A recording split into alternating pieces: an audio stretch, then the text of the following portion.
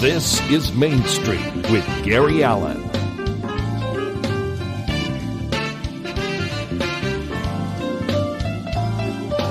Now, here's Gary. And hello, everybody, and welcome to Main Street. I'm Gary Allen, your humble but always here host.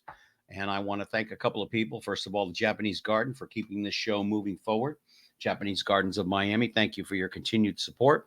I also want to thank Rick Del Vecchio, my executive producer, and of course, Tommy Jitt, who is my producer on site, on scene. He's always there having some fun. And of course, I also just would like to, first of all, thank all of you for taking time out of your day to join us, as well as you will as we get moving forward. There is some good news. This show is going to be on DBTV starting in a couple of weeks. It's going to be on kind of late at night at first until we get a catalog built up with them, but we're going to be on there. It's an exciting network. As we move further and further, we'll be starting to put things down at the bottom of the screen. It is a network that's seen all over the world with all kinds of shows. You name it, they have all kinds of crazy shows, and it's really something else. Until the last time I saw you, I hope everything is well with you. I know it's really been a fun week for me, at least as a baseball fan, but we'll get into that later. Today, I also would like to thank Chris DePetta for making this show possible. If it wasn't for him, I wouldn't have this young man on the program. This is probably one of the funniest comedians I've seen in 20 years. He's inventive. He's intelligent, even though he claims he's not, but he is. His wife is also a comedian, Jody White, and we're going to talk about that, their relationship, his comedy chops, and where he's going and where he's gone from here. But let me tell you a little bit about him. He was trained at Second City out of Chicago, I would believe, unless he went to the one in Las Vegas. His name is Dale Jones. He was a semifinalist in the 6th season of the hit series Last Comic Standing. He was also a winner of a comedy 10K, also Laughlin, Antelope, and San Diego comedy festivals. He was invited to perform at the Just for Laughs Festival in Chicago, my former hometown. Dale filmed a funny show for TBS, the comedy All-Stars for Pruflex. He also was in a movie with Denzel Washington called Out of Time for the MGM. Also, too, he was in Malibu Dan, the family man. He had to be at Malibu Dan. And Banking for Christmas. He's also going to be performing coming up very soon, September 12th at the Spokane Comedy Club, September 13th through the 15th at Tacoma Comedy Club, September 23rd through the 29th at the Brad Garrett Comedy Club in Las Vegas, October 3rd through the 4th at Looney Bins Comedy Club in Tulsa. You can see him on Facebook, YouTube, Spotify, Instagram, TikTok. And if you want to find out more information about him, just go to DaleJonesComic.com, and you can find out everything you ever wanted to know about this man. Would you please welcome one of the funniest gentlemen I have heard in 20 years, and I hope I've made an instant friend, and he will be back on this program hopefully many, many, many times. Next time, hopefully his agent will join me, Mr. Chris DePetta, who's been on this program. Would you please welcome Dale Jones? Hey, how's it going? I was listening to that intro and wondering who that was. I was kind of wondering as I was reading it, do I know this guy? Is he on this program? Who is that? Because he looks like the guy that mows my yard. I do an intro every once in a while. Ray Abruzzo, when he finds a few minutes away from being in gangster movies, or if he's not off doing theater, and Ray and I go way, way, way back to my days in LA.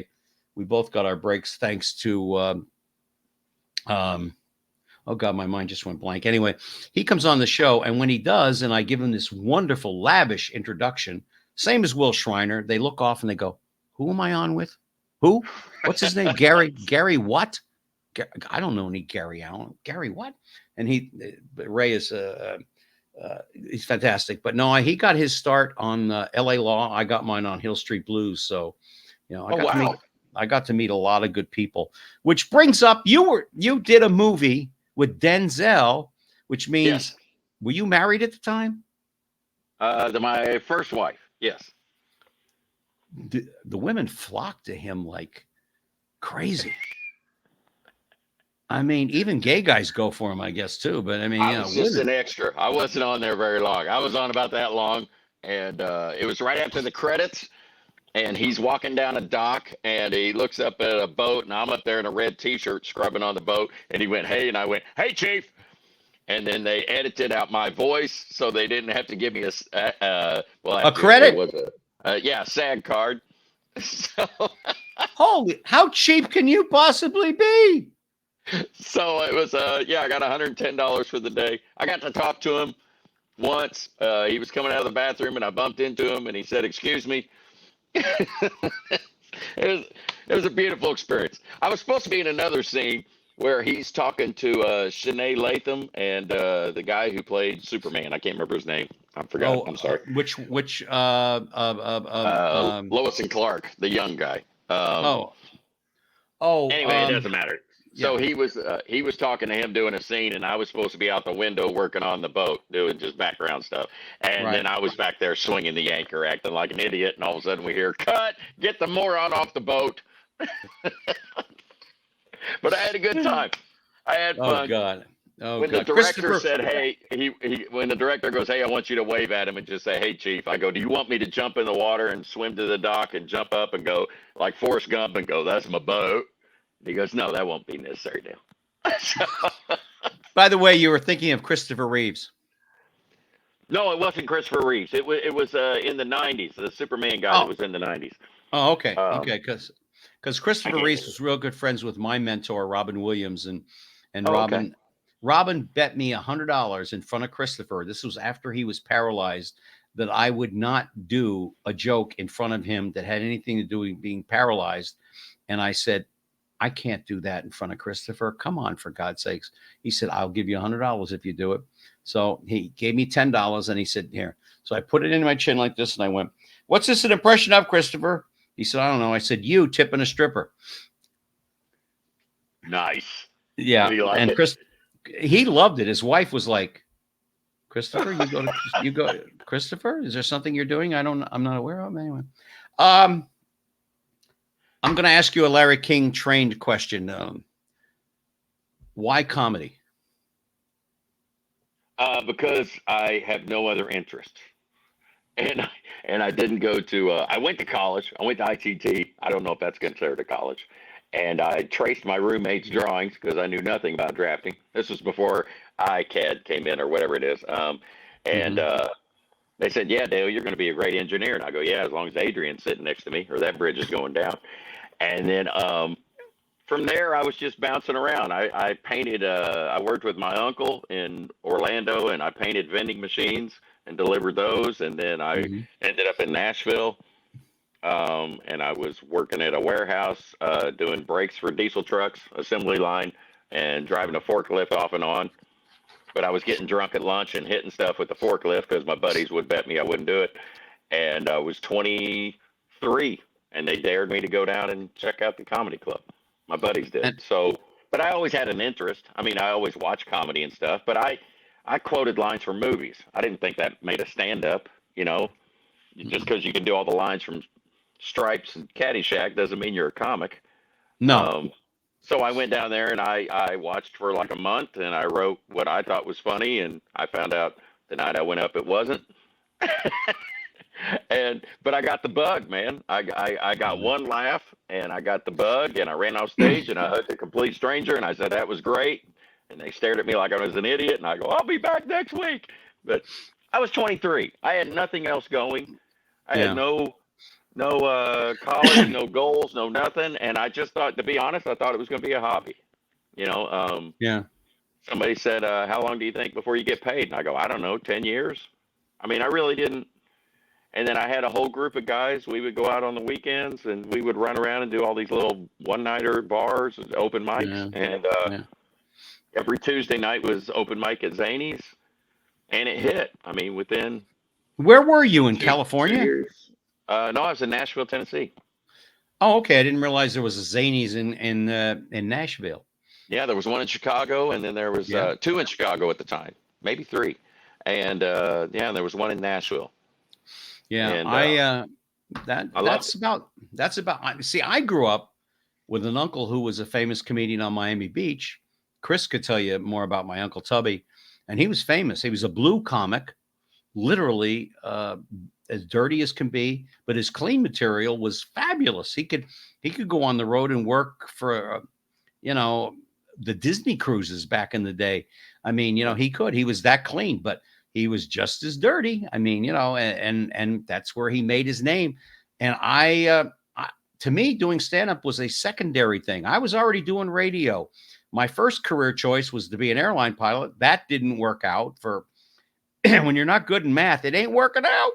And even though I flew in the Air Force, I mean, that was one thing. Flying a helicopter, getting shot at in Vietnam is one thing. Hey, what's going on here? And but flying a commercial airliner was not in the cards for me. So I went back to school. I went to University of Miami and I studied journalism. And I got a job with Larry King doing his intern. He hired me, and then the rest is somewhat history. And Well, that's but cool.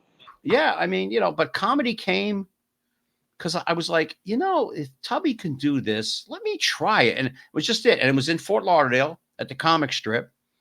And I got up, I got a couple of laughs, and I went, ooh, like you, Yeah. you It's one go, of those. yeah, I you want got the that fix. again. I want Yeah, that I again. want, yeah, I want that again. And there was a cute blonde who went, oh, you're so very funny. And I went, and I kept looking down, and you are so very hot.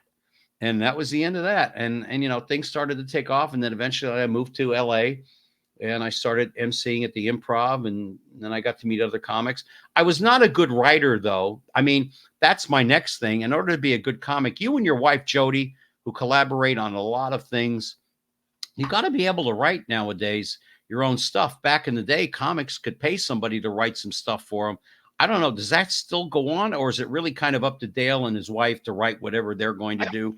Um, I think you can buy material. I've never honestly looked into it, but I've always been in the school where every week.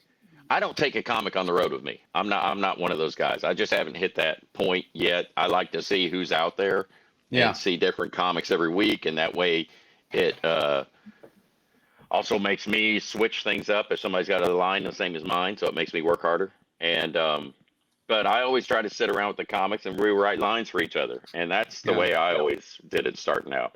Yeah, and I We think would throw lines at each other constantly, and nobody paid anybody. It was just for fun. Yeah, I think so. I think that's the way it was in LA too. We would sit at the front of the Improv. Now, I don't know how much it's changed since Bud sold the place, but there was always that front part of the dining room area, and then there'd be that big open window thing that you could look out on Melrose, and we'd all sit around helping each other. Sometimes we'd all meet for lunch there, or we go to Dupar's, which was in the Valley, and get together and help each other. Now, guys like Carol Leifer and others of that genre, they didn't help us, but it was young people. Jay Leno was a big help. Yeah. Jay Leno was a tremendous help. And Jay always said to the comics, if you play clean, you're going to work everywhere. If you play dirty, you're going to play in very few places. Very few places. I agree to that to a point, but I've seen so many dirty comics hit very successful. I don't know. I mean, I think if you can play both sides of the fence, then you can, that's what I try to do. I try to work whatever the room is in front of me. So I'll do I can do a church crowd, I'll do a corporate crowd, I can do a cruise ship, I'll do a late night bar, I that's what I wanted to be able to do. But I also understand that if people see you doing the late night bar, they think you can't do this. So I can see why some people just stick to clean. Well, back in the day, it was the whole point of moving to LA for comics anyway was to get on the Tonight Show. Right. Which had to be 7 minutes clean. Right. Yeah. And to get a sitcom, which you had to be kind of clean. And that was back in the day. But now, and you and I discussed this, and I discussed this with other comics too. Tom Dreesen, who's going to be on here in a couple of weeks, and I've talked about this too. Tom said, I don't like female comics or male comics that are filthy and dirty who just drop the F-bomb for the sake of dropping it, just because maybe the part of the act is a little weak here. But I've just never really, and women being a little something here or there. Your stuff is funny as all get out.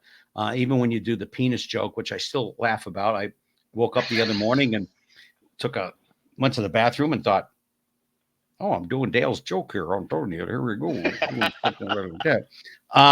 But no, I just think so. When you were growing up, was your family funny? I mean, when you said at 23, which is really young, yeah, I think I'm going to pursue this. I like it. I got the fix. I feel it. I work at it. Was your family with you on this? Were they funny people growing up? Is that where you get a lot of the premises from? My dad was silly and my mom was the smart ass. So I kind of got the combination of that. They were happy when I started doing stand up because they saw me finally focused on something. So it wasn't like a lot of comics, they say, oh, and then I quit college and my family was so proud of me, and they're saying that sarcastically. Yeah. I had no plan B. I had nothing. So when my mom and dad, they were like, oh, okay, well, cool. You're not going to be getting out, and getting hammered every weekend. So you actually you're not going to be standing in a field going, who's got the tapper? Passing out cups and that, they saw me. I was very focused and and it changed immediately. Like I told everybody I was partying with, I go, I can't this weekend. I got to go do gigs. So I would go do that, So yeah, they were happy. And one of the main reasons I was funny is I got picked on a lot when I was a kid. And I had a friend tell me I remember I was first grade, I think. And he said, if they're laughing, they don't have time to pick on you. And that just clicked in my head. I was like 5, 6, something like that. And it just clicked. And that was the genesis of it. And then, but I always liked Looney Tunes and Jerry Lewis and Abbott and Costello. I was very drawn to that right off the bat. Yeah. I mean, that's sort of typical. You get your influences while you're young, and whether you actually pursue comedy or not. I mean, I've known some comics that went to med school before they decided they were going to be comic, before they decided to make that transition. Sometimes we follow our dreams and we get to our dreams and we go, what am I doing here? I mean, it's like my dear friend Kevin Costner. Kevin was a CPA, and he got tired of wearing the tie, going. So and he finally, and then somebody got a hold of him. He started modeling, and then boom, boom, boom. And I got to meet him at the Groundlings in LA. Were you at Second City in Chicago? Yes, I did that program for a year. I did it was an acting program. I didn't get involved in the improv. I wanted to, but I just got divorced, and I was looking for stuff to fill time, and it was actually my mother that was like, "Hey, you've always wanted to do this, and now you have time, so go do it." So I did that program for a year, and then I wanted to do the acting program or the improv program, but I couldn't come off the road, and I thought to be really good at improv, I needed to go move to Chicago and be there and just constantly working on it like I had when I was a stand-up, when starting out. So I tell you what, doing the improv, doing the improv, because I did it Second City, it really does help you on stage. I mean, it really does help you think. And we had people in our class back and then, you could be in the class, you'd have salesmen. It would help them think on their feet quicker. Right. Which is also good for a comedian. But there's also the drawback that if you're a comedian who has been working alone for so very long, sometimes working with others on stage doesn't always click. It just, Yeah. We would touch on the improv stuff, and every time they got to me, they go, Dale, you killed the bit. And I went, wait, no, I just thought of something funny, and we can go with that. We can run with it. No, Dale, you killed it. Like, dang it. But it did help me on stage. It helped me open up more. And I watch the audience as much as they're watching me. I'm constantly just all over. When somebody gets up and goes to the bathroom, I go, I'd leave too. This is getting ridiculous. I've got stuff. I don't make fun of anybody. It's all about me being, them being better than me and everything. That's my whole thing. I constantly want the crowd to, that's the psychology of it, because because the crowd automatically walks in and sees you in lights and on a stage and thinks, oh, he's better than me. And I take that off the table in the first 5 seconds. Yeah. But I'll give you one that you can use. If you watch somebody getting up and going in the middle of your act, you can always use the line my Uncle Tubby did. He said, it could be just gas. That's funny. He used to use that on the Yeah. cruise ships, and stuff like that. But how long before you made a dime at this business? My first year, and I hadn't quit my job yet, my full-time job. I made what I make $40, and 20 of it was from the headliner, and 20 of it was for the gig. That was the thing. So you That did was my cab first- fare. Yeah, that was my So- first year. So And yeah. I think by the second year, I was getting paid. I mean, obviously, I was making money, or I wouldn't have quit my job. So I'd say by the second year, I was making enough. And but I still lived at home, and I paid off my car, and I had gigs laid out for 6 months, and Yeah.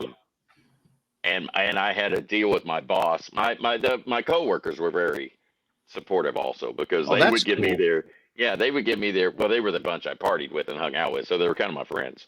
Yeah. They were my friends. And my boss worked out a deal to where corporate didn't know it, but I would take somebody else's vacation, or I would give them my vacation week, and how's that work? They would give me their vacation week, and I give them my paycheck for the week. So Cool. So we'd flip it. Like if I went and went for a week, somebody else got my thing, and then it looked like they were on vacation, but actually I took it and they got my money. It was a whole We're lot of paperwork for them. Yeah. We're talking to Dale Jones, comedian, actor, married man, bon vivant, man about town. Everybody that loves him. There you go. DaleJonesComic.com. Go check him out. Everything you want to know about this man and where he's going to be performing is there. By the way, have you ever met Brad Garrett? Yes. This would be like my third time at the club. Do you know So who his grandfather was? No, I have no idea. Milton Berle. Oh, really? Yeah. Okay. Yeah. Okay. I had no idea. He's also- I know he's been around forever. I remember the first time I saw him, he was on Star Search, and he was doing the Eddie Munster, Herman Munster. He's doing that impression. I'm going around on an airplane. I thought that was so funny. I just love, but he could not be a nicer man. He is very laid back, very cool. Yeah. Shrippa used to have a comedy club out in Las Vegas too, at the Tropicana, but I don't think Shrippa. Matter of fact, the Tropicana is being torn down. So yeah. Every hotel that I ever worked in Las Vegas is being torn down. I guess they figured, well, he's been gone for 15, 20 years now. I guess we can tear this place down. We tried to fumigate it enough, and it doesn't quite get there. But my favorite places to play, Caesar's Palace, of course. I worked a lot. I worked at the Mirage there a lot. As a matter of fact, when I would show up for corporate gigs, which is something I want to get into with you, with corporate gigs, and I would be dressed as Jay Leno because I would do a Jay Leno thing, and they would actually think I was Jay Leno. Well, I mean, I have a slight resemblance if you saw any of my pictures, if you went online or anything like that, but they did. But I did not. I like the money from corporate stuff. How about you? The money's good, but boy, the humor is like, you got to really like.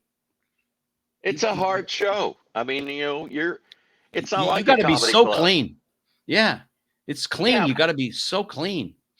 Yeah, and you're making the person in the back holding the check happy. So if the rest of the crowd wants a dirty show, it doesn't matter, because you're just making the boss in the back. That's the only person the show's for, and they're all worried about HR and stuff like that. The last one I did was probably the best corporate show I've ever had, and it matched the money. It was that fun, and it was for Advance Auto Parts, and it was out in Kansas City, Kansas. It wasn't even Kansas City, Missouri. Kansas City, yeah. So yeah, and it was their yearly thing, and they had all the companies there, and they were giving away awards, and but they wanted like a PG-13 show. They didn't want it squeaky. Well, you must have been like because your mannerisms and your stuff on stage, God, that had to stifle you just a little tiny bit, huh? I try to write everything to where it's clean anyway. I try to write when I write a joke, I try to write 3 different punchlines for it. And I make one dirty, I want to make one middle of the road, and I make one squeaky. And then that way I can pick and choose when I'm on stage. Yeah, yeah.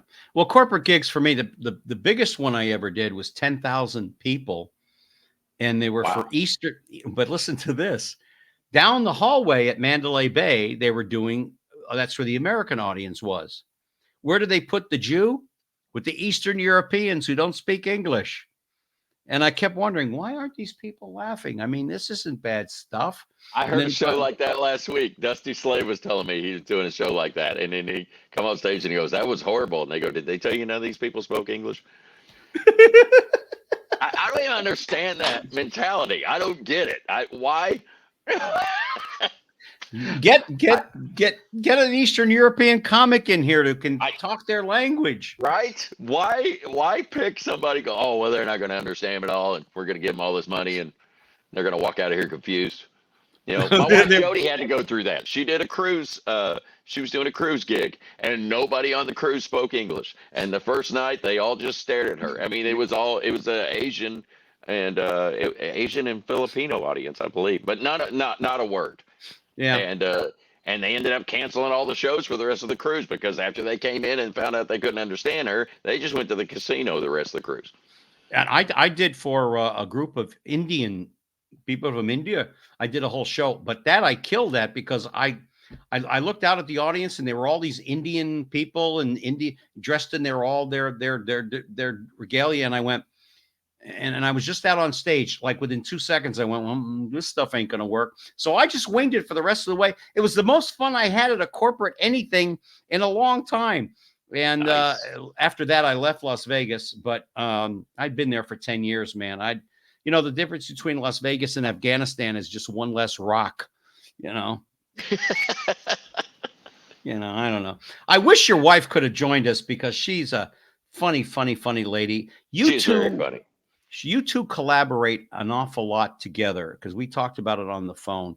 How is that? How does that work? I mean, she comes to you with a premise or you already have an idea and you just kind of sit in the living room and you're talking back and forth. By the way, his wife is Jody White. Yes. And you can catch her at what is it? jodywhite.comic.com, right? Yeah, jodywhitecomic.com. Yes. Or you can catch it on his website because Jody's picture is there. Beautiful young lady. Together. Yeah. No, she is. She's has a cataract and a glass eye, and that's why we're together. So no, we don't really sit down and do a writing thing. Like we'll just be hanging out, and I'll say something, and she goes, "That's a bit," and I go, "That's not going to work," And then she'll go, no, I'm telling you, it's a bit. Or she'll come to me and say, hey, I thought of this. I hear your voice in my head. And I go, oh, the pills are working. And or I'll come up with an idea and throw it at her. And then, sometimes she can work it around. She writes better for me than I do for her because she tells me I'm dialing it up because I just immediately go to goofy. And that's not what her style is. But, no. But we do collaborate and write something together. Yeah. Well, the next time you're on the show, and there will be a next time, I hope, because I feel like I've made a friend already in you. But right now, what I want to do, we have Dale Jones on us, was the comedian, the funny man. Tommy, let's bring that video up because I want the people to laugh as much as I laugh. And then we're going to do some more talking on the other side. And let's have some fun with Dale Jones. I don't have ADD, and I know the minute I said that, the whole room is like, you got all the A's and the D's. My word, you got L and a piece. I don't have ADD, and I know the minute I said that, the whole room is like, you got all the A's and the D's. My word, you got L and a piece. One guy told me I had ADHD. I was like, please, I can't afford anything in high definition. Let me explain. Here's the main difference between me and Abraham Lincoln. And I'm bringing this up because I feel like you guys are looking at me going, you know what? I was wondering. Lincoln was assassinated while watching a play. And when my wife makes me go to a musical, I can't help but think that he got off light. My wife made me go see a musical called Les Miserable. And it was not. And I'd never been to a musical. I didn't know they sang for 4 hours straight. Everything's a song to these people. Everything they do is a song. We're going to get the mail. For the love of God, just get the mail. Why are they singing about the mail? The play was set in 1832. It ain't gonna be good news. Nothing good happened in 1832, but they're still gonna sing about it, aren't they? Hit it! Grandpa lost his leg today. He got the leprosy. He won't be marching home. That's it. Thank you.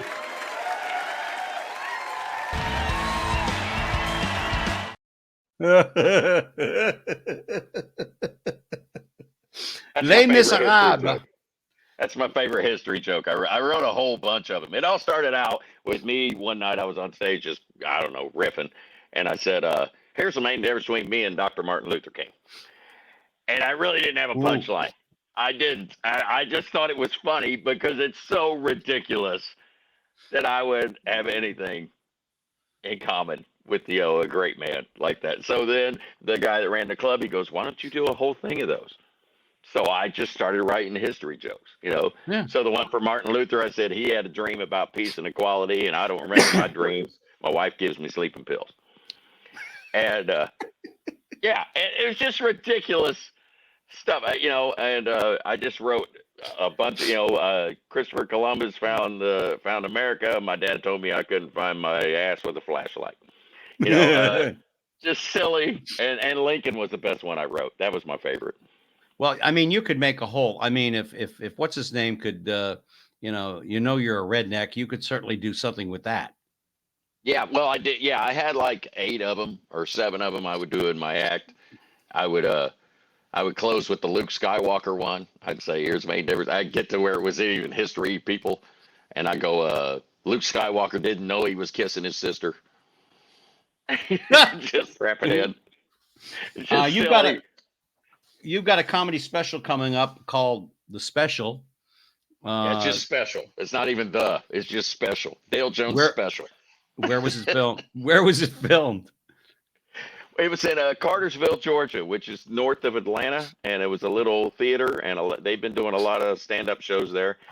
John Reap, one of my friends, he had been there filming, and they said it was a great place to do it. So, and we got a film crew that wants to get involved in stand-up. They're mostly doing sports and stuff now. They film for the Braves, and they do some judge shows that are playing on TV now, and they want to get tried into that, so they brought in all their stuff, and it's being edited. Hopefully it'll hit Netflix or HBO. Well, I hope so, and please let me know when that occurs so I can let the audience know too. Definitely. Of what's going on. What do the people you grew up with say about you now when the young men, the young women, teachers, etc., ever run into you? And I'm sure they have by now at some point or another. What do they think about your success? Do you get the, oh, I always knew, yeah, I knew he was gonna be, or well, it's about time. I thought you were gonna end up at 7-Eleven, Oh, listen, are you kidding me? I mean, I had in my yearbook, which I don't even know what happened to it. You'll be lucky. Let's see, one teacher wrote, you'll be lucky if you get into a junior college. Well, honey, Nice. Well, I've got somewhere packed away, and I'm not lying to you. I have an Academy Award. Oh, wow. Yeah. Well, it's for Apocalypse Now. Okay. Yeah, I was one of the helicopter pilots in the attack scene on the beach. And it's packed away? Well, it's a I would certificate. have that behind you. I would, everywhere. No, I would wear a backpack and super glue that thing. Just come up like this. And when you're sitting in a movie theater, people go, excuse me, can you move? I'll go, oh, you mean my Academy Award? I'm so sorry. Excuse me.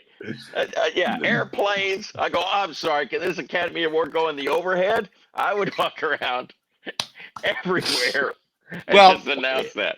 It's funny. No, welcome to McDonald's. Well, first of all, for my Academy Award, I would like a Happy Meal. everything, everything. Oh, my Emmy! I am so sorry. I didn't know it. Is that in your way? I am so sorry. Well, I've Can you got. hold this while I go down the water slide, please? Yeah. Now let me preface this. Well, I can't preface it now.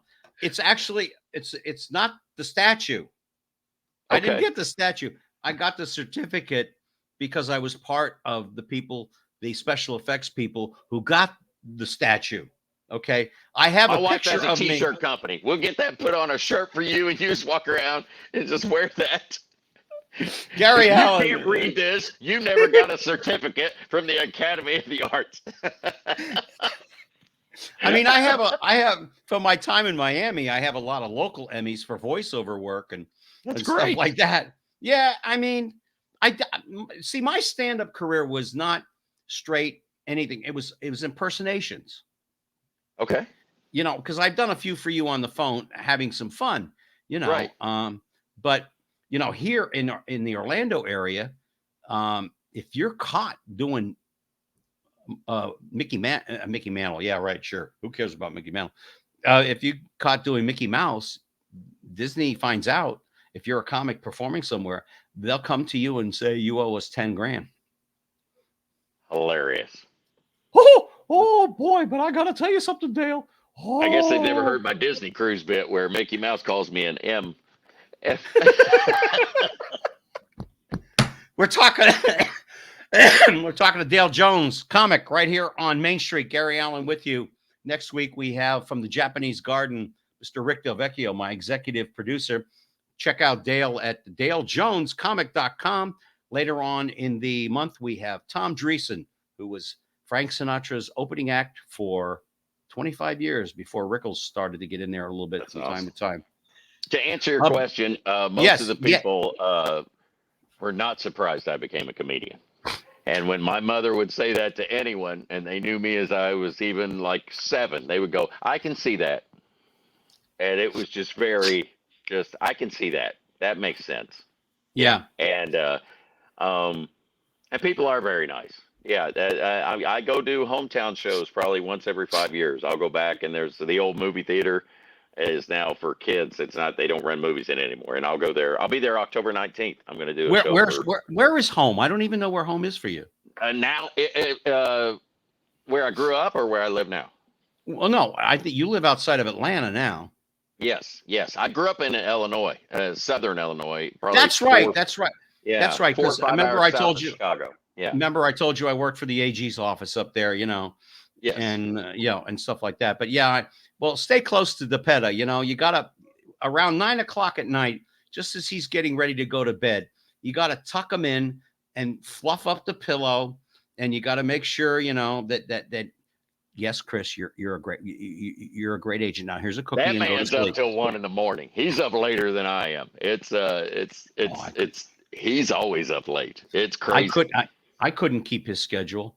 At 10:30 at night, I'm like, okay, I'm ready to go to bed. I'm 71 years old. Now I know I don't look 71. I don't look 30 either. But whatever. No, right. I couldn't keep up that stamina. I couldn't do the road warrior thing as a comic anymore. He's still flying all over the place just to hang out. He'll go, "I'm going to Vegas next week. I'm going to New York. I'm going to go up to Maine." He's all over the place. And then he's got Billy Gardell. Right. Next time you're on, besides getting your wife to come on this program, I want to have him on too.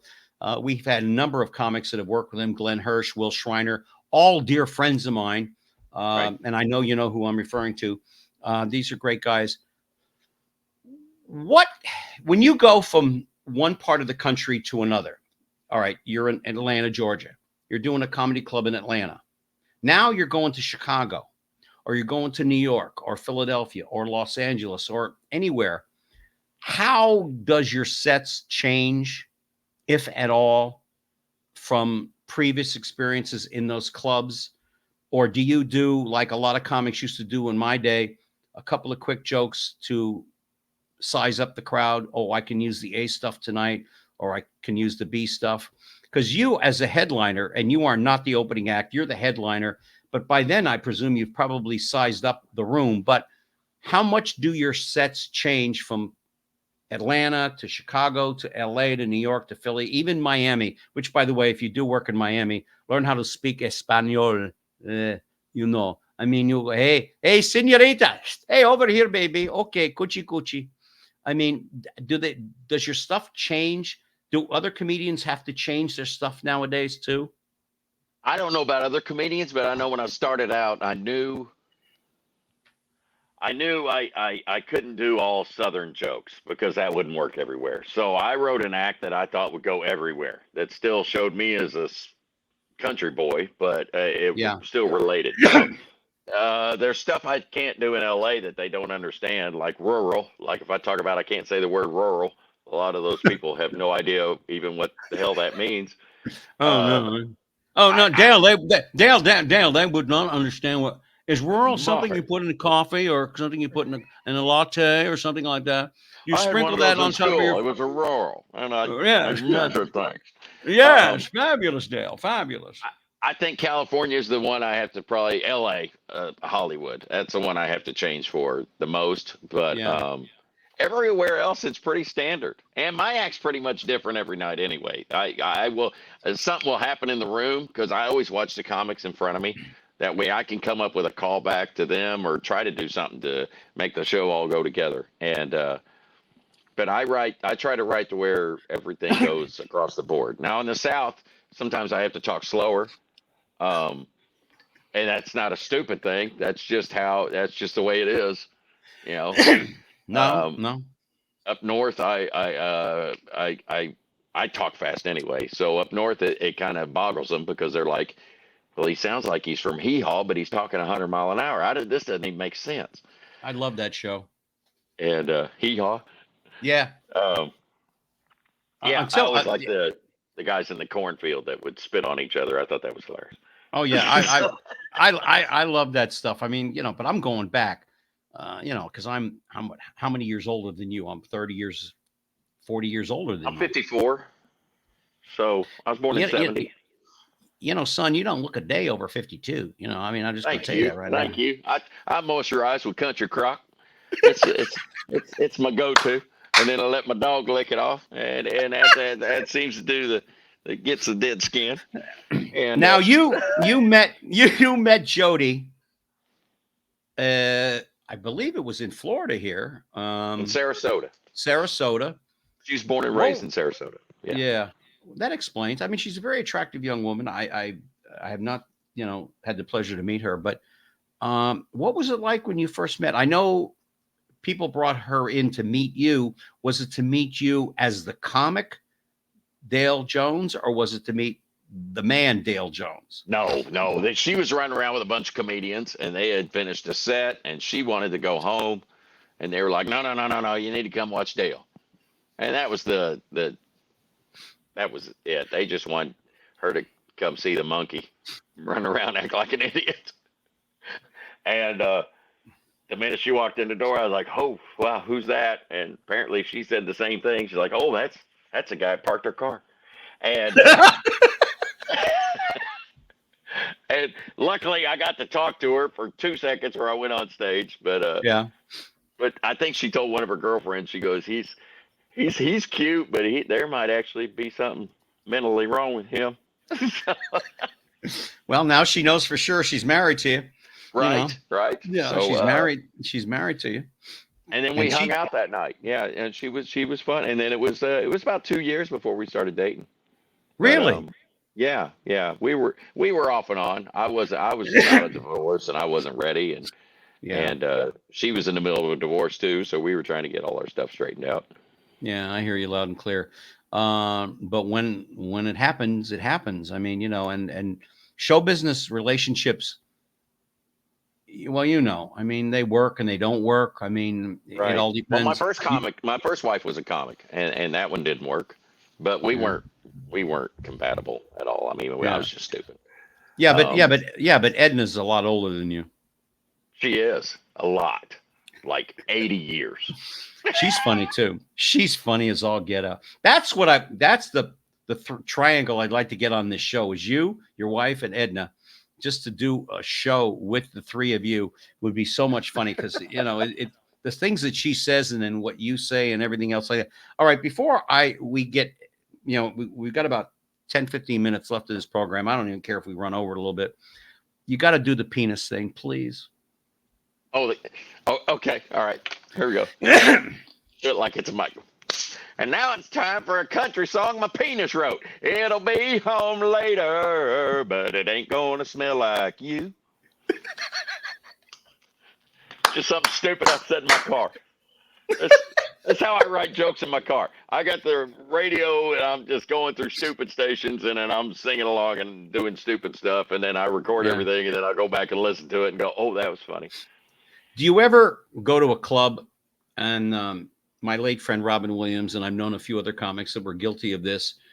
Have you ever gone to a club and then you've gone back to it later and you either hear of or you see someone doing your sets or some of your jokes at all? I mean, but it's always, I've only heard of one person and I wasn't there that did a whole chunk and they were in a contest and the guy knew me and he was actually hosting the contest and he ran up and he goes, that's Dale's bit.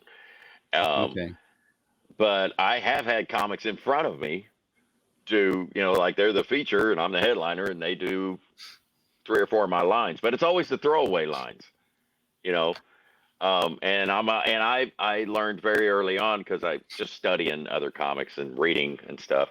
Carlin always said, well, I'll write something better. They can have that. I'll write something better. Mm-hmm. And so that's what my mindset. Well, apparently if he can do that, it's not original enough for me. Yeah. It's not enough my voice. It's everybody's voice. And somebody else can do it. You can get yourself into some serious trouble though. I mean, I've seen at the Improv in particular, some comics like picked up and put right against the wall, warned, if you steal my stuff again, it's going to be the last thing you do ever. Yeah, no, I've seen that also. Yeah. I mean, there's a comic that you like that I can't stand, and he stole some of my stuff when he was first getting going. Not that my stuff was all that spectacular, but he took it and, and it really ticked me off. But his brother and I were real good friends, so I didn't really make a lot of it. What do you tell young? It's hard, man, because I mean, that's your soul. I mean, you wrote that. You spent hours, maybe weeks, maybe a year trying to get that line down, and then somebody just walks up and goes, "Yeah, I'll take that." I mean, it ticks you off. It's like if I tried to do my uncle's dirty humor, his blue humor, I was too young. I think that was the whole point in my head when I got going about doing dirty humor. A little double entendre. Okay, that's fine. I get that. That's fine. Even from Schumer, when she does a little something, okay, that's fine. Or Nikki Glazer, okay, that's fine. I just don't like the rawness of it because I think, gee, even at your age, you're still too young to really be doing dirty F-bombs every other minute in your act, and you're too intelligent for that. And that's what I've always thought. Use the gray matter in between. I want to hear, Jerry Seinfeld used to say, I want to see a smart comic. I want to hear an intelligent comic, But there are some jokes that it just doesn't work. Mickey Mouse calling me an MFer, I could not come up with a funnier line and doing the voice. I have tried. I come out to a piece of crap, but I didn't say crap. And that one I can get away with. But I just couldn't come up with a funnier line. People are like, that's a TV bit. And I go, yeah, for cable. I can't ever do it on regular TV. No, you can't. What do you, when young comics come up to you, if they all, because Jay used to always sit around and give advice and so did a lot of the other comics of the day. What advice do you give young comics today when you have seen them perform, and they're starting out and they're frustrated and it's like mowing a lawn. It's like one blade at a time. I mean, what advice do you give? Hang in there. If you see real talent, you just say, hang in there. It's going to come. You're going to find your place. You're going to find your rhythm. You're going to make it. It's going to be fine. I tell them to record every show, video or audio. Don't play to the back of the room because that happens a lot in LA because there's no audience. There's only comics in the back. And when you find out a joke that you really enjoy doing, repeat that style because that's how you kind of find your voice. At least that's how I found mine.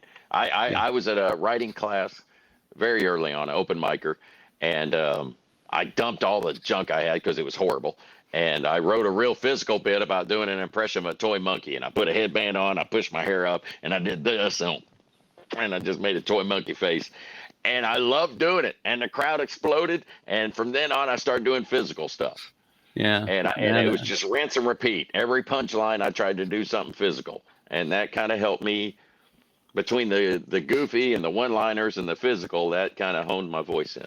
So that's what Chris, I try to tell people. Find what you enjoy and repeat that, you know. I hope Chris gets you on TV with your own show.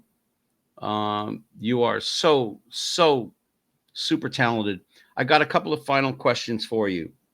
Is there a line in the sand that you won't cross, you or Jody? In other words, there's things you will not touch in your humor at all, no matter what. It's like, no, you've gone too far there. It's like supposedly in politics, we don't talk about the kids. Oh, that's out the window. But I mean, is there something, a line in the sand you go, I don't care how funny it is. That ain't for me, or I won't do that. As long as the crowd's laughing and it's still my voice, if I'm smart enough to write it and make it to where everybody will enjoy it. I never want to write something that divides the crowd. Yeah. You know, that's why I don't do politics because I don't know anything about it, to be honest. But no, there's not anything neither do the politicians.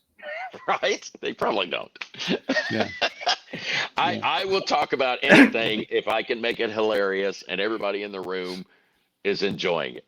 Yeah. If it shuts down the crowd in a heartbeat, I will drop it.